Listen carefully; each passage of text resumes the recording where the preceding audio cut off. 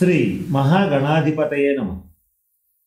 ఈరోజు మనం 2022 సంవత్సరం జూన్ నెల రాశి ఫలాల్లో భాగంగా కన్యా రాశి వారికి ఎలా ఉంటుందనేటువంటి విషయం గురించి తెలియజేయడానికి ప్రయత్నం చేస్తాను. మొట్టమొదట కన్యా రాశి అనగానే ఉత్తర నక్షత్రం 2, 3, 4 పాదాలు, హస్త నక్షత్రం 1, 2, 3, 4 పాదాలు, చిత్తా నక్షత్రం 1, 2 పాదాల వరకు ఉన్నటువంటి దాన్ని మనం కన్యా రాశి కింద పరిగణిస్తాం. ఈ మాసం గ్రహగతులను కనుక పరిశీలించినట్లయితే 6వ ఇంట శని, 7వ స్థానంలో గురు కుజులు సంచారం చేస్తున్నారు. అష్టమంలో రాహువు, ద్వితీయంలో కేతువు. అలాగే భాగ్యస్థానంలో శుక్రబుధులు సంచారం చేస్తూ ప్రధానమైనటువంటి ఫలితాలని నిర్దేశిస్తున్నారు. ఈ గ్రహ గతుల్ని బట్టి పరిశీలించి చూసినట్లయితే ఈ మాసం శని కన్యా రాశి వారికి అత్యంత శుభప్రదుడై ఉన్నాడు. గ్రహాల్లోకెల్లా బలమైన గ్రహాలు కొన్నే ఉంటాయి. వాటిల్లో రవి, గురు, శని, రాహువులు అత్యంత బలమైన గ్రహాల కింద జ్యోతిష్ శాస్త్రంలో పరిగణించబడుతుంది. ఆ బలమైన గ్రహాల్లో శని షష్ఠ స్థానంలో ఉంటూ, అది కూడా కుంభరాశిలో స్వక్షేత్రంలో మంచి స్థితిలో ఉండి ఈ కన్యా రాశి వారికి ఈ మాసం అంతా అత్యంత శుభ ఫలితాలు ఇస్తున్నాడు. మరి ఏ రకమైన శుభ ఫలితాలు ఇస్తున్నాడంటే, షష్ఠ స్థానంలో శని చేరడం వల్ల ఆర్థికపరమైన అంశాల్లో మొట్టమొదట అనుకూలంగా ఉన్నాడని చెప్పాలి. అంటే గతంలో చేసినటువంటి రుణాలని తీర్చివేయడానికి ఈ మాసం అత్యంత అనుకూలంగా ఉంది. అలాగే మీరు గనక వ్యాపారస్తులైనా లేదా ఉద్యోగస్తులైనా ఏ రకమైన జీవిత వ్యాపకం ఉన్నప్పటికీ కూడా వారి వారి వృత్తిపరమైనటువంటి అభివృద్ధి కొరకు కొత్తగా రుణాలు చేయాలన్నా, వాటిని బేస్ చేసుకుని అభివృద్ధి సాధించాలన్నా ఈ శనీశ్వరుడి యొక్క అనుగ్రహం వల్ల ఈ మాసం మీకు ఆ పనులన్నీ సక్రమంగా పూర్తవుతాయి. అనుకున్న సమయానికి అనుకున్న అమౌంట్, అనుకున్నటువంటి పెట్టుబడి మీకు లభించే అవకాశాలు పుష్కలంగా గోచరిస్తున్నాయి. మరి ముఖ్యంగా ఈ శని ధనిష్ట నక్షత్రంలో సంచరించడం వల్ల ఆర్థికపరమైన అంశాల్లో మరింత మెరుగుదల సూచించబడుతుంది. అయితే ఇక్కడ మనం గమనించాల్సిన అంశం ఏంటంటే, ఈ కుజ నక్షత్రంలో ఉండడం వల్ల పరస్పర శత్రుత్వం వల్ల కొంత టెన్షన్ ఉంటుంది.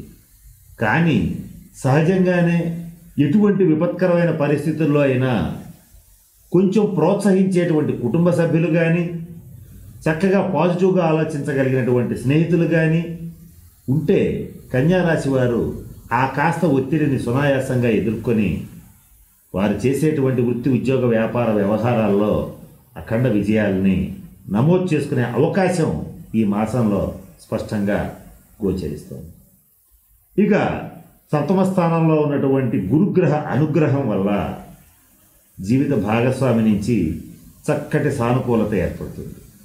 జీవిత భాగస్వామి సహకారంతో స్త్రీలైనా పురుషులైనా వారి యొక్క జీవన ప్రమాణాలని మెరుగుపరుచుకోగలుగుతారు. చక్కటి కుటుంబ జీవితం గడుపుతారు. జీవిత భాగస్వామితో చక్కటి సఖ్యత ఏర్పడుతుంది. ఇటువంటి మంచివన్నీ కూడా జరిగే అవకాశాలు పుష్కలంగా ఉన్నాయి. కారణం ఏంటంటే, మీనరాశి గురుడికి స్వక్షేత్రం. ఈ సప్తమ క్షేత్రంలో స్వక్షేత్రంలో గురుడు ఉండడం వల్ల ఈ కన్యా రాశి వారికి గోచార రీత్యా మంచి శుభ ఫలితాలు గోచరిస్తుంది. ఇక శుక్రుడు భాగ్యస్థానంలో స్వక్షేత్రంలో ఉండడం వల్ల నూతనమైనటువంటి ఆభరణాలు, సువర్ణాభరణాలు, నూతన వాహనాలు, నూతన గృహాలు, స్థలాలు, పొలాలు కొనగలిగినటువంటి మంచి స్థితిని వారి వారి వ్యక్తిగత జాతక రీత్యా ఏమాత్రం అవకాశం ఉన్నా కూడా ఈ మాసంలో ఖచ్చితంగా కొంటారు. అంటే మరి వ్యక్తిగత జాతకంలో ఉందా లేదా అనేది అనుమానం రావచ్చు. ఉన్నా లేకపోయినా కొనేందుకు అవకాశం అయితే ఉంది కనుక ఎవరి వ్యక్తిగత జాతక స్థాయికి తగ్గట్టు వాళ్ళు అభివృద్ధి చెందటం, నూతనంగా వస్త్ర ఆభరణ వాహనాలు కొనుగోలు చేయటం, స్థిర చరాస్తులను పెంచుకోవటం, ఇవన్నీ కూడా వారి వారి తాహతకు తగ్గట్టుగా జరుగుతాయి. కన్యారాశి స్త్రీల విషయానికి వచ్చేటట్లయితే చక్కటి అలంకారప్రయమైనటువంటి వస్తువుల్ని కొనుగోలు చేయటం, అందంగా అలంకరించటం, గార్డెనింగ్ చేయటం, ఇవన్నీ కూడా వాళ్ళు అనుకున్న రీతిగా వాళ్ళు చేయగలుగుతారు. అలాగే సువర్ణాభరణాలు, వజ్రాభరణాలు కొనుగోలు చేసేటువంటి శక్తి లభిస్తుంది. అయితే అందరూ కొనుగోలు చేస్తారా అంటే వారి వ్యక్తిగత స్థాయిని బట్టి, వారి వ్యక్తిగత జాతక స్థాయిని బట్టి వారి స్థాయికి తక్కువే కొనవచ్చు. వారి వ్యక్తిగత జాతకంలో అఖండ రాజయోగాలు ఉన్నటువంటి మంచి స్థితిలో ఉన్నటువంటి వాళ్ళు చాలా ఎక్కువ కొనవచ్చు, కానీ కొనటం ఖాయం.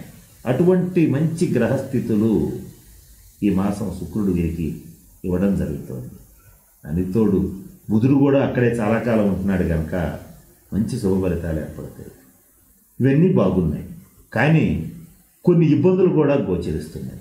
ఏ రంగాల్లో గోచరిస్తున్నాయి, ఎక్కడ గోచరిస్తున్నాయి అనే అంశాన్ని కనుక గమనించినట్లయితే అష్టమ స్థానంలో ఉన్నటువంటి రాహువు అనుకోని భయాందోళనలు, అనారోగ్య సమస్యలు, శిరోవేదన అంటే తలనొప్పి, ఈ పెయిన్స్, డైజెస్టివ్ డిజార్డర్స్, ఆరోగ్యపరమైన సమస్యలు, అలాగే జీర్ణ సంబంధమైనటువంటి ఇబ్బందులు, ఇవన్నీ కూడా కలిగించే పరిస్థితులు గోచరిస్తున్నాయి.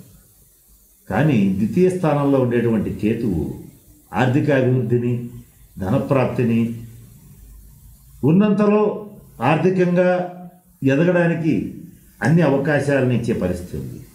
అంటే ఒక రాహుగ్రహం ఇక్కడ బాగలేదని అర్థం. మరి రాహుగ్రహ దోష పరిహారం కోసం శుక్రవారం నాడు రాహుకాలంలో కనకదుర్గ అమ్మవారి దర్శనం చేసుకోండి. ఇంద్రకీలాద్రిలో ఉన్నటువంటి కనకదుర్గ అమ్మవారి దర్శనం కానీ, లేదా మీ దగ్గరలో ఉన్నటువంటి మహాలక్ష్మి అమ్మవారి దర్శనం కానీ, దుర్గా అమ్మవారి దర్శనం కానీ చేసుకునేటట్లయితే మంచి ఐశ్వర్యం కలుగుతుంది, ఆ రాహుగ్రహ దోషం పోతుంది. అలాగే సర్పక్షేత్రాలైనటువంటి మోపిదేవి, శ్రీకాళహస్తి వంటి క్షేత్రాలని కనుక దర్శిస్తే ఆ కాస్త ఇబ్బంది కూడా తప్పకుండా తొలగిపోతుంది. సర్పగ్రహారాధన చేయాలి.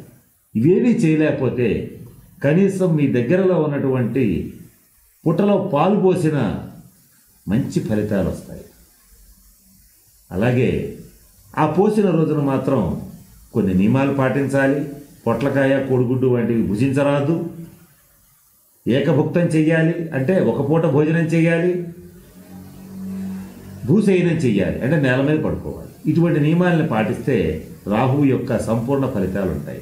ఈ రాహుగ్రహం గురించి ఇంతసేపు ఎందుకు చెప్పడం జరుగుతోందంటే ఇంకా 18 నెలల పాటు ఈ కన్యారాశి వారికి అష్టమంలోనే రాహు సంచారం జరుగుతుంది. అంటే 2-3 నెలలు తీసేసిన 16 నెలలు ఇంకా రాహుగ్రహం మేషరాశిలో అష్టమ స్థానంలో సంచరించడం జరుగుతుంది. ఆ సంచరించినంత కాలం ఏదో తెలియని భయం, ఏదో తెలియని ఇబ్బంది, అపకీర్తి, అవమానం ఇవన్నీ జరిగే అవకాశాలు ఉన్నాయి. వాటిని పరిహరించుకోవాలంటే రాహుగ్రహ దోష పరిహారాలు చేసుకోవటం ఎంతైనా చాలా అవసరం. కనుక ఆ నియమాలను మీరు పాటించండి. ఇక మిగిలినటువంటి గ్రహగతుల్లో ఈ రవి ముఖ్యంగా మీకు భాగ్యస్థానంలో, తదుపరి దశమ స్థానంలో అంటే వృషభంలో, తర్వాత మీకు దశమ స్థానమైనటువంటి మిథున రాశిలో సంచరిస్తున్నారు. శుక్రుడు మీకు 19వ తేదీ వరకు మేషరాశిలో, తదుపరి సొంత క్షేత్రమైనటువంటి వృషభ రాశిలో సంచరిస్తున్నారు. శుక్రగ్రహ ప్రభావానికి సంబంధించిన మంచి ఫలితాలన్నీ కూడా 19వ తారీఖు తర్వాత వస్తాయి. రవిగ్రహానికి సంబంధించినటువంటి శుభ ఫలితాలు 16వ తారీఖు తర్వాత కన్యారాశి వారికి వస్తాయి. అప్పటి వరకు కొన్ని ఇబ్బందులు ఉన్నాయి కనుక నేను చెప్పిన పరిహారాలని పాటించండి. ఓవరాల్గా ఆలోచిస్తే విద్యార్థులకి విద్యాయోగం బాగుంది. ప్రభుత్వ రంగ, ప్రైవేట్ రంగ ఉద్యోగస్తులకి కోరుకున్న ప్రదేశాలకి ప్రమోషన్స్ వస్తాయి, ట్రాన్స్ఫర్స్ వస్తాయి, అన్నీ వస్తాయి. అలాగే ప్రైవేట్ రంగ ఉద్యోగస్తులకి కష్టానికి తగిన గుర్తింపు, శ్రమకి తగ్గినటువంటి వేతనం తప్పకుండా లభిస్తాయి. ఇక చిన్న వ్యాపారస్తుల దగ్గర నుంచి పెద్ద వ్యాపారస్తుల దాకా వాళ్ళ యొక్క టర్నోవర్ పెరుగుతుంది. రాజకీయ నాయకుల విషయానికి అత్యంత అనుకూలంగా ఉంది. ప్రజాస్వామ్య కారకుడైనటువంటి శని అద్భుతమైనటువంటి స్థితిలో ఉన్నాడు కనుక మంచి పదవీ యోగం, పార్టీలోనూ ప్రజల్లోనూ మంచి పేరు ప్రతిష్టలు తప్పనిసరిగా లభిస్తాయి. ఇక రియల్ ఎస్టేట్ వ్యాపారం చేసేటువంటి వారికి కొంతకాలం వేచి చూడవలసినటువంటి పరిస్థితులు గోచరిస్తున్నాయి. మరి ముఖ్యంగా హోటల్స్ అలాగే రెస్టారెంట్స్ నడిపేటువంటి వారికి అనుకూలంగా ఉంది. అద్భుతమైనటువంటి కాలంగా కూడా దీన్ని చెప్పవచ్చు. ఇక కోర్టు కేసుల రీత్యా కానీ మధ్యవర్తి పరిష్కారాల రీత్యా కానీ మీకు మంచి ఫలితాలు రావాలి, మీకు అనుకూలమైనటువంటి తీర్పులు రావాలి అని అనుకుంటే ఈ జూన్ నెల 19వ తారీఖు తర్వాత పెట్టుకోండి. అప్పుడు మీకు మంచి శుభ ఫలితాలు వస్తాయి. కనుక నేను చెప్పినటువంటి అన్ని అంశాలని దృష్టిలో పెట్టుకోండి. ఈ రాహుగ్రహ పరిహారాలని పాటించండి. ఇక కొంతకాలం పాటు కుజుడు 7వ స్థానంలో తర్వాత 8వ స్థానంలో సంచారం చేయడం జరుగుతుంది. ఇలా జరిగినప్పుడు కొంచెం ఇబ్బంది ఉంటుంది. అంటే ఈ కుజగ్రహ దృష్టి వల్ల అప్పుడప్పుడు జీవిత భాగస్వామితో ఘర్షణపూరితమైన వాతావరణం, నెలంతా కాదు కానీ అప్పుడప్పుడు మాట పట్టింపులు, అలాగే అపకీర్తి, అవమానం, స్త్రీల వల్ల పురుషులకి, పురుషుల వల్ల స్త్రీలకి కలహాలు ఏర్పడతాయి.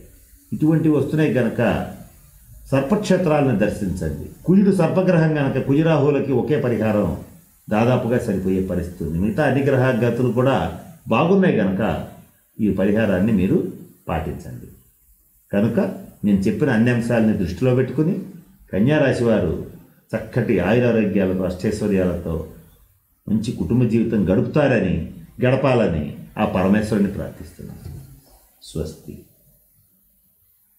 ఈ వీడియో కానీ మీకు నచ్చినట్లయితే లైక్, కామెంట్, షేర్ చేయండి. మరిన్ని అప్డేట్స్ కోసం సబ్స్క్రైబ్ చేయండి.